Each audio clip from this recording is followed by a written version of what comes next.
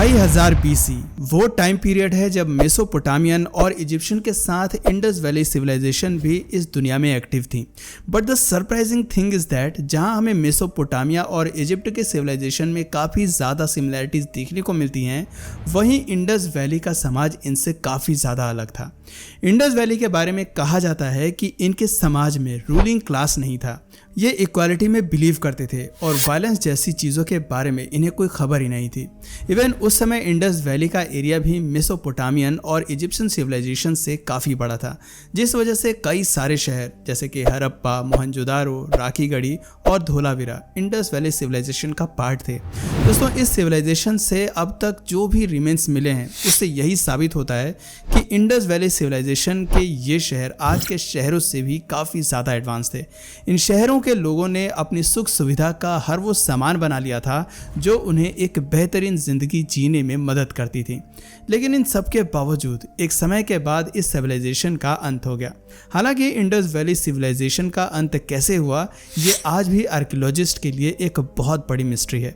इनके विनाश को लेकर लोगों की अलग अलग थ्योरीज हैं, जिनमें से कुछ के अकॉर्डिंग इस सिविलाइजेशन का अंत क्लाइमेट चेंजेस की वजह से हुआ था, तो वहीं कुछ थ्योरीज ये भी कहती हैं कि एक भयानक महामारी ने इस सिविलाइजेशन का अंत कर दिया था। जबकि कुछ लोग ये भी मानते हैं कि बाढ़ जैसी नेचुरल क्लैमिटी ने इस सिविलाइजेशन को नष्ट कर दिया था। एक्चुअली ये लोग इसके पीछे तर्क देते हैं कि इंडस वैली सिविलाइजेशन नदियों के किनारे डेवलप हुई थी, इसलिए यहाँ बाढ़ आने की संभावना भी बहुत ज़्यादा थी। लेकिन ये सभी थ्योरीज उस समय गलत साबित हो गई जब ईयर 1922 में रिसर्चर्स ने इस सिविलाइजेशन के सबसे बड़े शहर मोहनजोदारो का पहली बार एक्सकवेशन किया। उस समय आर्कियोलॉजिस्ट को यहाँ से कई हाईली रेडियो एक्टिव स्केलेटन्स मिले, जिससे वो इस कंक्लूजन पर पहुंचे कि इंडस वैली सिविलाइजेशन का अंत किसी नेचुरल क्लैमिटी से नहीं बल्कि एक न्यूक्लियर या एटॉमिक बॉम्ब से हुआ था। बट इस बात में कितनी सच्चाई है, आज के इस वीडियो में हम यही जानने की कोशिश करेंगे। साथ ही हम एंशिएंट इंडियन टेक्नोलॉजी के बारे में भी बात करेंगे। दोस्तों, वीडियो काफ़ी ज़्यादा इंटरेस्टिंग होने वाली है, सो प्लीज़ आप हमारे साथ वीडियो में अंत तक बने रहिएगा। दोस्तों, 16 जुलाई 1945 को फादर ऑफ एटॉमिक बॉम्ब माने जाने वाले जूलियस रॉबर्ट ओपेनहाइमर ने न्यू मैक्सिको के ट्रिनिटी टेस्ट साइट पर दुनिया के पहले न्यूक्लियर डेटोनेशन की टेस्ट की थी। ये एक्सप्लोजन इतना विशाल था कि उससे 11 किलोमीटर ऊंचा यानी कि 8 बुर्ज खलीफा जितना लंबा मशरूम क्लाउड बना था। उसमें से 21 किलो टन TNT जितनी एनर्जी रिलीज हुई थी। दोस्तों, ये उस समय का सबसे बड़ा एक्सप्लोजन था जिसकी चमक सूर्य से भी अधिक थी। इस एक्सप्लोजन से जो झटका पैदा हुआ था उससे 160 किलोमीटर दूर तक महसूस किया गया था। कहा जाता है कि यह एक्सप्लोजन इतना भयानक था कि उसे देखकर ओपेनहाइमर ने भगवद गीता की एक लाइन कोट करते हुए कहा था, now I have become death the destroyer of worlds. दोस्तों, इस टेस्टिंग के बाद जब ओपेनहाइमर से एक कॉन्फ्रेंस के दौरान पूछा गया कि क्या उनकी टेस्टिंग को दुनिया का पहला न्यूक्लियर टेस्ट माना जा सकता है, तो उनका जवाब था यस इन आवर टाइम्स। दोस्तों, ध्यान दीजिएगा, यहाँ ओपेनहाइमर ने यस के साथ इन आवर टाइम्स कहा है, ना कि इन आवर अर्थ। उनका ये स्टेटमेंट इस बात की ओर क्लियरली इशारा कर रहा है कि कहीं ना कहीं ओपेनहाइमर खुद भी ये मानते थे कि हमसे पहले भी कोई ऐसी सभ्यता ज़रूर थी जो हमसे भी ज़्यादा एडवांस थी। और जिस तरह से ओपेनहाइमर ने अपने पहले स्टेटमेंट में भगवद गीता की लाइन को कोट किया है, हो सकता है उनका इशारा एंशिएंट इंडियन सिविलाइजेशन की ओर हो। तो क्या सच में एंशिएंट इंडियन सिविलाइजेशन टेक्नोलॉजिकली हमसे ज़्यादा एडवांस थे? So let's find out. दोस्तों, महाभारत के युद्ध को इतिहास का सबसे बड़ा युद्ध और इसके ग्रंथ को वर्ल्ड का लार्जेस्ट एपिक टेक्स्ट यानी कि दुनिया का सबसे बड़ा महाकाव्य ग्रंथ माना जाता है। दोस्तों, अगर आपने महाभारत को पढ़ा है तो आपको पता होगा इसमें कई ऐसे चैप्टर्स हैं जिसमें अलग अलग अस्त्र शस्त्रों का उल्लेख किया गया है, जैसे नारायणास्त्र, ब्रह्मास्त्र, पशुपास्त्र, अग्निस्त्र, वज्र एक्सेट्रा। इवन महाभारत के कुछ पैसेजेस में इन अस्त्र शस्त्रों के होने वाले डिस्ट्रक्शंस को भी डिस्क्राइब किया गया है। जैसे कि अगर हम वज्र का एग्जाम्पल लें तो ये एक आयरन थंडरबोल्ट था। जिस जगह पर टारगेट करके इसे छोड़ा जाता था वहाँ पर 1000 सूरज जितना गर्म चमकीला धुआं और लपटें उठती थीं। इसके प्रहार से सब कुछ इंस्टेंटली जल जाता था। जो लोग इससे बच जाते थे वो तुरंत खुद को और अपने इक्विपमेंट्स को पानी से वॉश करते थे ताकि वो खुद को और अपने लोगों को इन्फेक्शन से बचा सकें। दोस्तों, इसी तरह अगर ब्रह्मास्त्र की बात करें तो इस वेपन की सबसे बड़ी खासियत ये थी कि अगर ये एक बार किसी पर छोड़ दिया जाता था तो इसे रोक पाना मुश्किल था। इसीलिए इसका यूज़ बहुत ही स्पेशल सिचुएशन में किया जाता था। कहते हैं कि जिस जगह पर इसका इस्तेमाल किया जाता था वो जगह सालों तक बंजर रहती थी और उस जमीन के आसपास जीवन का अस्तित्व ही खत्म हो जाता था। इसलिए रामायण में भी जब लक्ष्मण मेघनाद के आतंक से परेशान होकर उन पर ब्रह्मास्त्र से प्रहार करने जाते हैं तब श्री राम ने यह कहकर उन्हें रोक दिया था कि ब्रह्मास्त्र का प्रयोग करने का अभी समय नहीं आया है।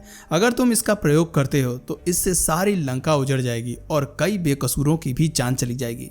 दोस्तों, क्या इन दोनों ही वेपन्स का डिस्क्रिप्शन आपको आज के किसी वेपन्स की याद नहीं दिला रहा?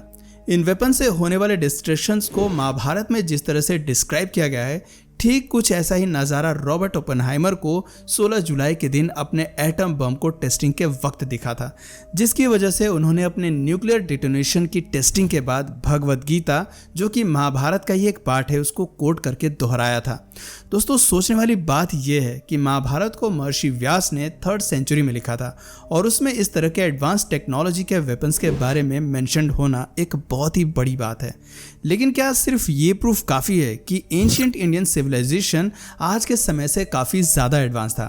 दोस्तों, हड़प्पा और मोहनजोदारो के एक्सकवेशन के समय आर्कियोलॉजिस्ट को कई ऐसे स्केलेटन्स मिले जिनसे ये साबित होता है कि उन लोगों की डेथ ठीक वैसे ही हुई थी जैसे 1945 में हिरोशिमा और नागासाकी में रहने वाले लोगों की हुई थी, यानी कि एटॉमिक बॉम्ब से। एक्चुअली इन साइट्स पर आर्कियोलॉजिस्ट को एक दूसरे के हाथ पकड़े हुए कई स्केलेटन्स मिले जिसमें बच्चों के स्केलेटन भी इंक्लूड थे। और ये बात तो हम सभी जानते हैं कि अक्सर हम इंसान डरते वक्त ही अपने फैमिली मेम्बर्स या फिर अपने फ्रेंड्स के हाथ को होल्ड करते हैं, और इस तरह से हाथ पकड़ते हुए स्केलेटन्स का मिलना इस बात की ओर इशारा कर रहा है कि इस सिविलाइजेशन के लोगों की मौत नेचुरल तरीके से नहीं बल्कि अचानक से हुई थी। इनफैक्ट उन स्केलेटन्स में से एक स्केलेटन ऐसा भी था जिसकी मौत किसी नेचुरल रेडिएशन एक्सपोजर के मुकाबले 50 गुना ज़्यादा रेडिएशन एक्सपोजर से हुई थी। इसके अलावा रिसर्चर्स को वहाँ कई पिघले पत्थर और हरे कांच के टुकड़े भी मिले थे जो यूजुअली न्यूक्लियर एक्सप्लोजन के बाद सैंड के हीट होने से बनते हैं। दोस्तों, ये सारे एविडेंस क्लियरली प्रूव कर रहे हैं कि इंडस वैली समाज में कोई तो ऐसा घातक वेपन ज़रूर था जो उनकी अंत का कारण बना था। दोस्तों, हो सकता है कि वो घातक वेपन एटम बॉम्ब ही हो, बट दोस्तों जैसा कि हम सभी जानते हैं कि किसी भी न्यूक्लियर अटैक के लिए प्लेन्स की ज़रूरत होती है ताकि बॉम्ब्स को प्लेन से नीचे ड्रॉप किया जा सके।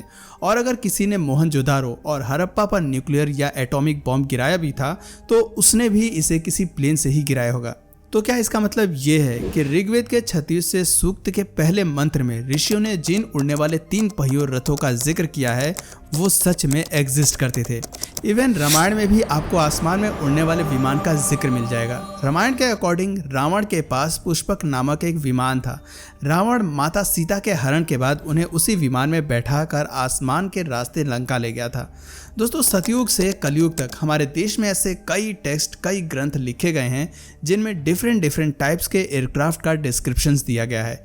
इनफैक्ट पांडवों के गुरु द्रोणाचार्य के पिता महर्षि भारद्वाज ने विमानिका शास्त्र नाम की एक बुक भी लिखी थी जिसमें कई अलग अलग तरह के एयरक्राफ्ट का जिक्र किया गया है।